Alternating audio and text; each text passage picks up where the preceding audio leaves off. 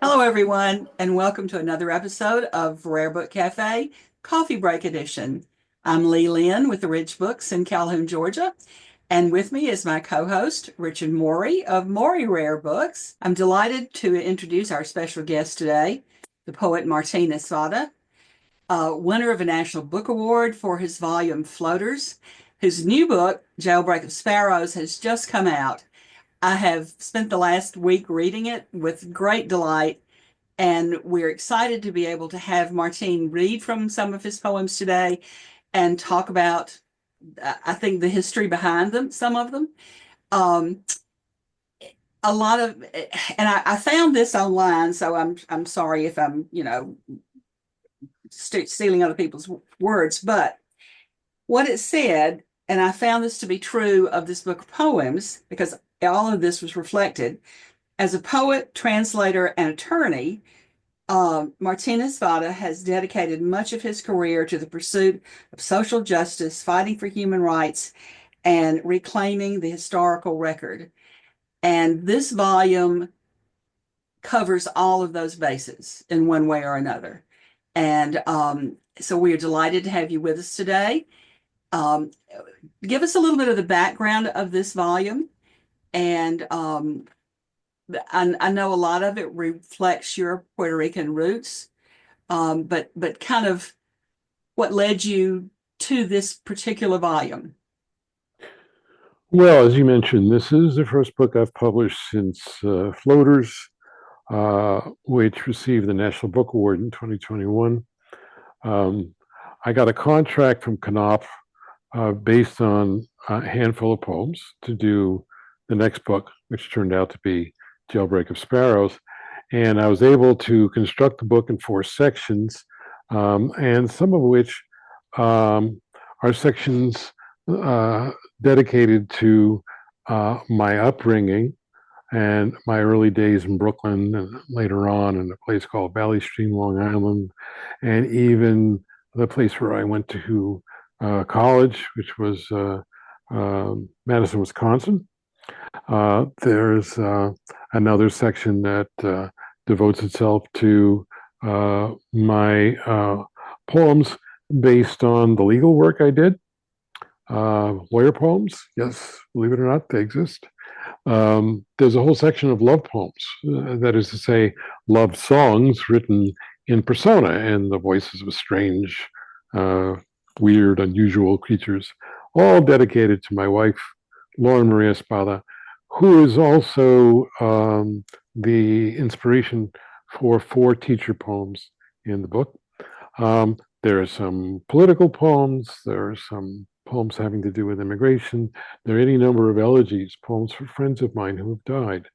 And those come in the last section.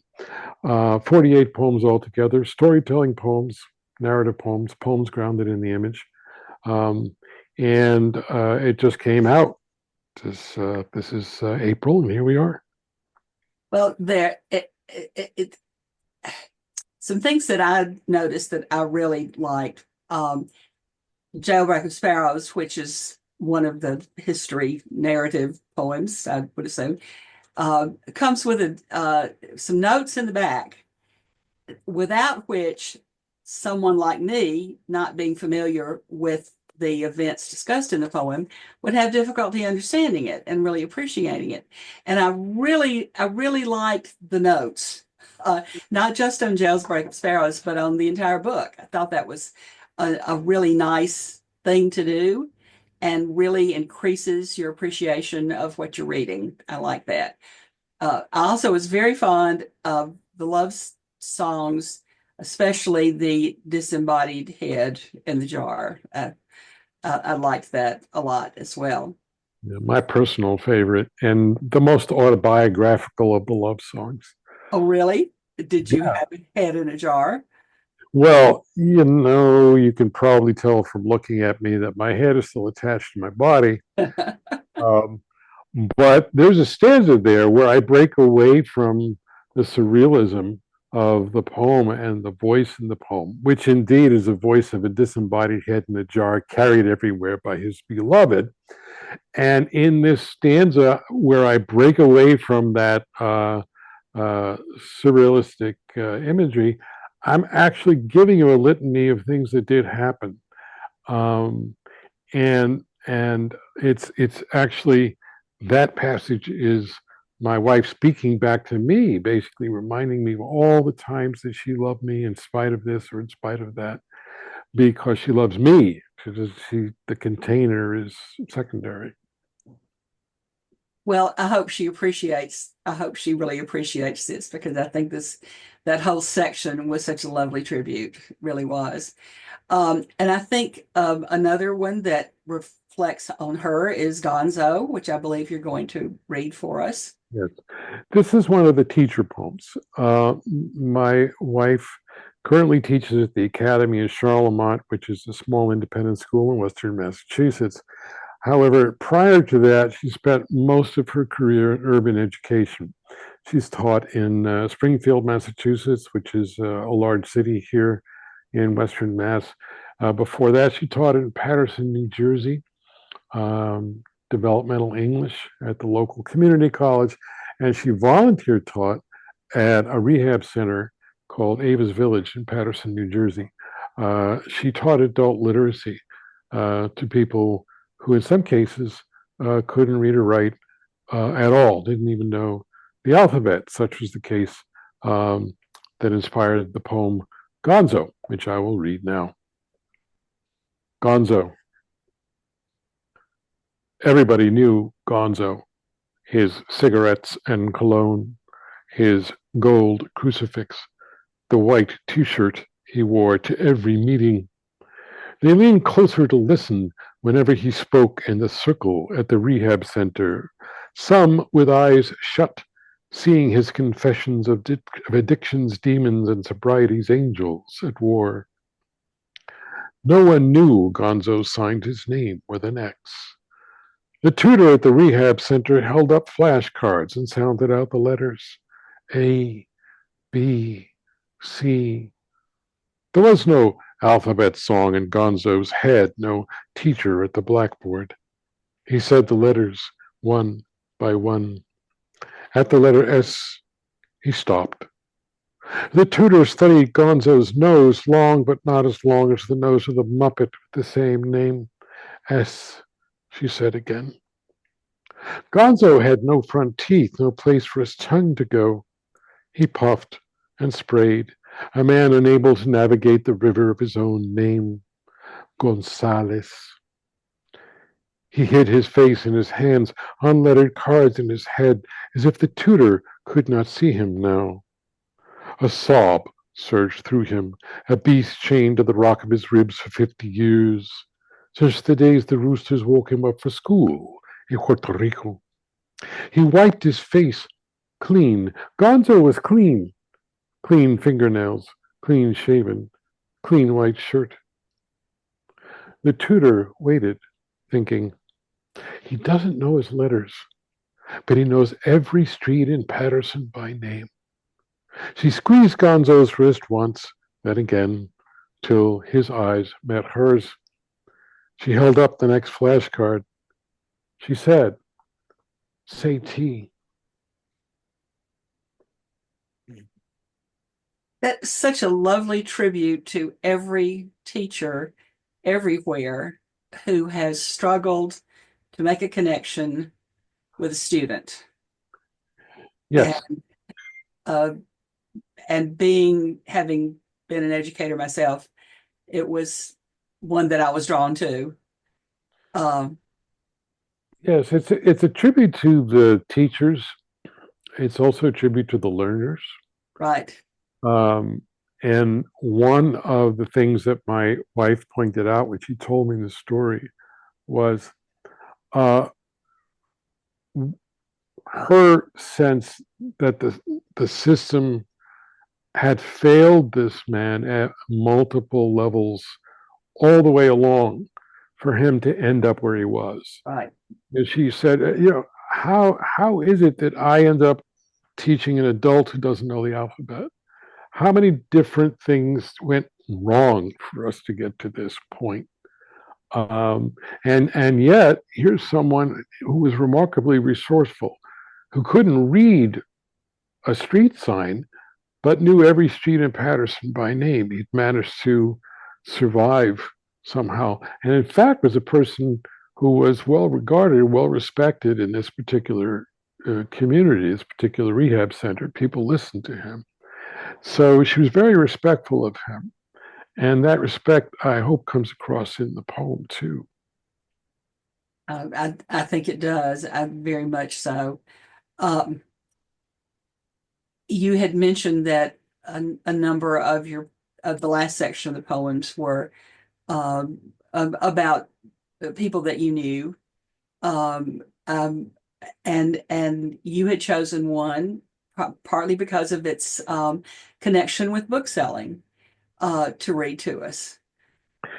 Yes, I'm not sure how many antiquarian bookseller poems there are out there in the world.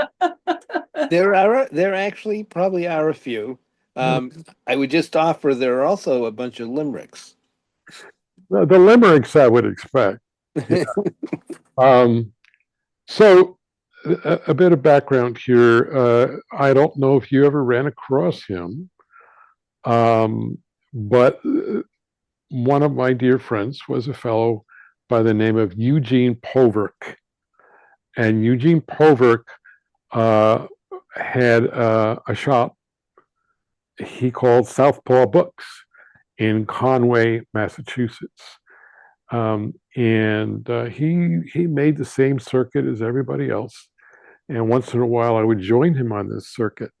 I would go to the local antiquarian book fair in Northampton, and there was Eugene. I would go to the one in Hartford, and there was Eugene.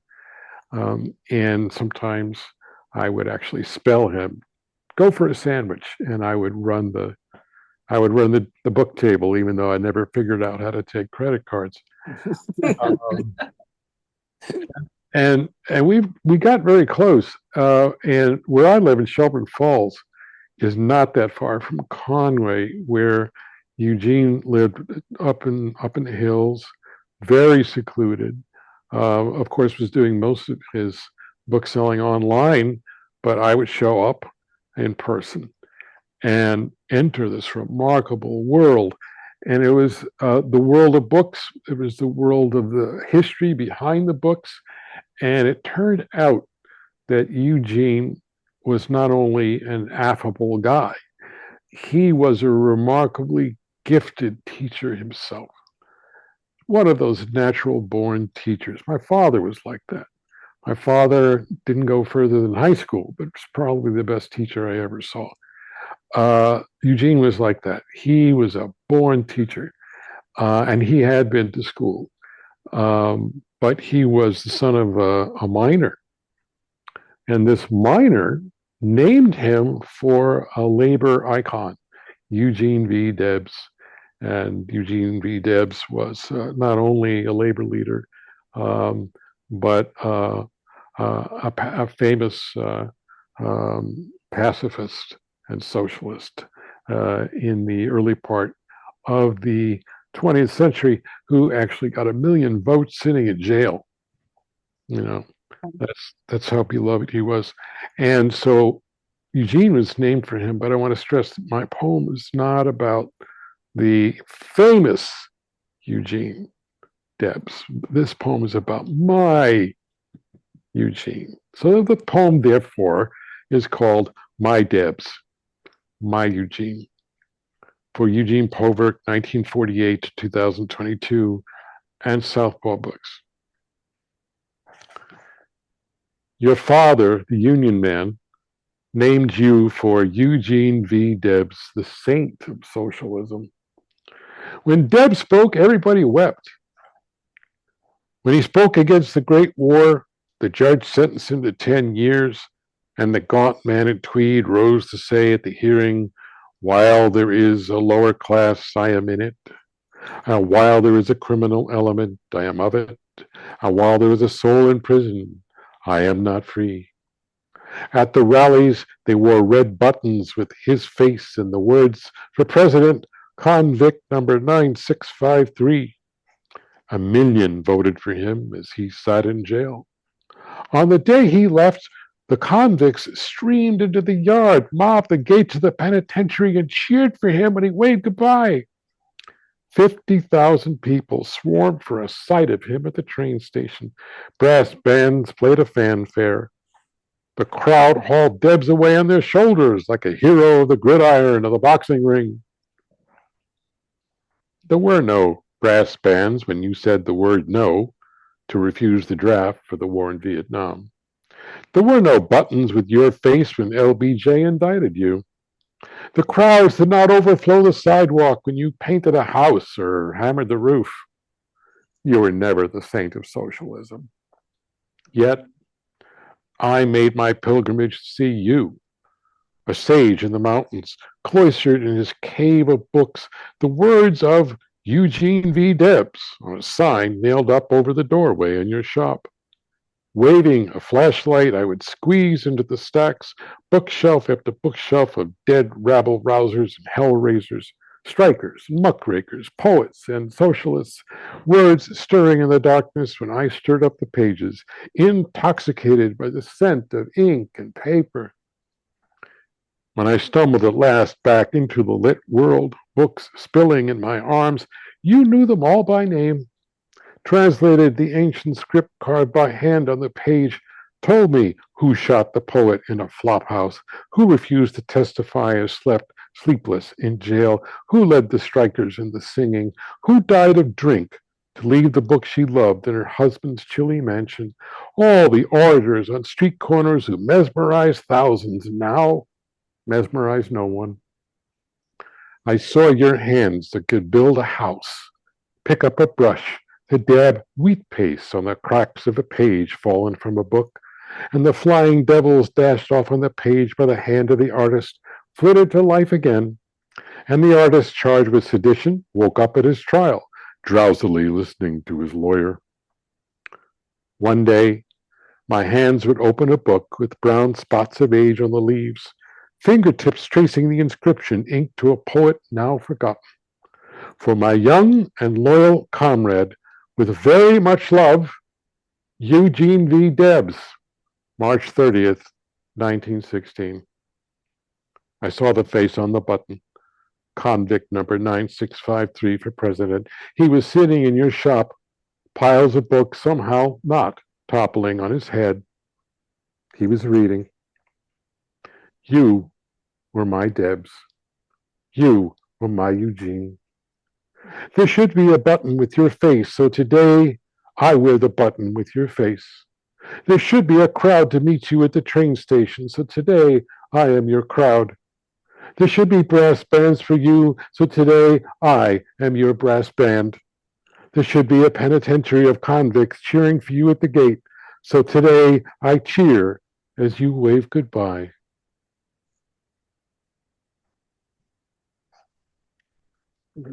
Very nice. Very wonderful tribute. No, it's too bad Eugene didn't get to read that. Or did he? Or did you write this prior? You didn't write this prior to his death. Well, Eugene, it's a paradox to say this, but Eugene had been sick for a while and yet he died very suddenly. He was enormously durable. He was a little fireplug of a guy, incredibly strong. You know, I used to call him the ant because he would carry all these books and set them up at various book fairs all by himself, and seemed indestructible, as certain people seem to be until they're not. Yeah. And that's what happened with him. You know, he had a broken leg, and then they looked into it, and it turned out there was cancer. And he died. He died rather suddenly, and caught me and lots of other people off guard. I did, however, write that poem and sit with his wife and daughter and read it to them in their living room. It was a way of offering what consolation I could to them. And then later, I was, believe it or not, zoomed into his memorial service where I read the poem again. It was either Zoom or I had been, yeah, it was Zoom. Yeah. What happened to his books? Oh, that's a really good question. There was some discussion of the family continuing with the business. That did not occur. And as I'm sure you're aware, oftentimes when the bookseller dies, the books die too.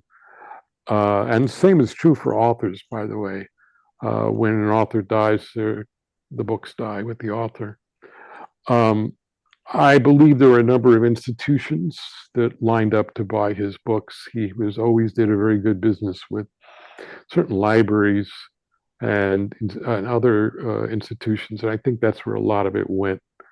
Once in a while, I look around to see if Southwell Books has come back, but it hasn't. Yeah. I think I knew Eugene. He worked with Barbara Smith at the Co-op. You are correct.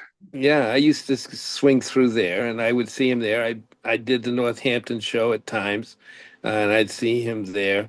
I stopped doing Hartford back in the '90s, but my guess is he was there then as well. Yeah, yeah. Well, he did Paper Mania, Yeah, and that's when I would show up and act as assistant. yeah, And the Northampton show, the one at Smith Folk, yeah, he was reliably present for that. yeah. He and Barbara Smith were part of that co-op, and Yes, you might remember that big building yeah. with all the booksellers The represented. old school there up in oh God, what route is that? Route Yeah, it's 12? I'm not remembering the route number, but yeah, at the middle of nowhere. yeah. And I used to drive up there all the time, and of course, I was always drawn to the glass case. Yeah. Those the forbidden books. Right. Those were the pricey books, and of course, I wanted them. Yeah. We know about glass cases and wanting the things in them. You certainly give a wonderful impression of Eugene, and it certainly reflects your friendship and feelings for him. Yeah, I'll go back to what I said earlier. It not only transcended the bookseller relationship. Yeah. It even transcended the friendship. He taught me. Yeah. I learned from him. I not only learned about antiquarian books, but I also learned about history. He would produce a book by a poet I'd never heard of. Have you heard of this poet? No, I never heard of this poet. Read this poet. And it turned out this was a very important poet from 100 years ago. Yeah. He knew these things. He was especially well versed in social movements. And so there were all kinds of books that he would produce that came from those social movements from the first half of the 20th century. Just remarkably, he was remarkably well read. And I was going for the books and the friendship, but also I was going for the history lessons, and he really he enriched my life immeasurably. And when he passed on, and now I'm of the age when my friends are going, it left a hole that nobody ever filled. Mm. And I suspect that you can see his influence in this volume, things that you learned from him, and can see that. I would like to say to our viewers, we certainly recommend that you find these poems and read some more of Martin's work. And I know that your books can be purchased pretty much anywhere that our listeners do business. Yes. And you have a website. I do. It's www.martinespada.net. You can also easily find Jailbreak of Sparrows online because it's published by Knopf, which is now a division of Penguin Random House. So yes, easy And enough. so that you know what you're looking for, here is that about backwards? Yeah, that's better. It's good. Yeah, a little Okay. better. Well, we have two copies here. Good. The cover, by the way, is a photograph taken by my father, Frank Espada, who was the creator of something called the Puerto Rican Diaspora Documentary Project, the photo documentary, The Puerto Rican Migration. His photographs are included in the collections of the Smithsonian Museum of American History, Smithsonian Art Museum, National Portrait Gallery, Library of Congress, Duke University, Center for Documentary Studies, and so forth. And a number of my books feature his covers. There is a poem here in this collection called My Father's Practice Book, which is about my relationship with my father as a photographer, because I worked as his assistant for a little while, and both in the field carrying the camera bags, but also back in the office, cataloging photographs. And so it's about all of that among other things, like all father-son poems. It's about many things. Yeah. Well, find the book, read the poems, and we appreciate your being with us so much this today. This is not necessarily morning anymore, but it's always a pleasure to. We frequently have booksellers and we have collectors, but we don't always have writers. And it's so nice to have somebody who has provided these books that we collect and we sell. And that's a real treat for us this morning. And thank you so much for being with us. And then we're going to look forward to, in a little while, talking to you about your own collection. Okay. Richard, Yes. anything else you need to I think that was a very good summary. So Okay, good. Thank you for sharing your poetry and your life experiences. Absolutely. And Rare Book Café, Coffee Break Edition is brought to us by Florida Antiquarian Book Fair, and we encourage you to stay tuned and make comments when you can. Yes, and Richard has his Rare Book Cafe mug available. I don't have mine with me this morning. Thank you, Richard. Thank you, Richard. And I hope you'll enjoy this episode, and we hope to see you again soon. And make sure you check us out on Instagram, Facebook, and wherever great podcasts are seen, and YouTube. And YouTube. That's right. Thank you. Thanks for being with us. Bye-bye, everyone. Bye.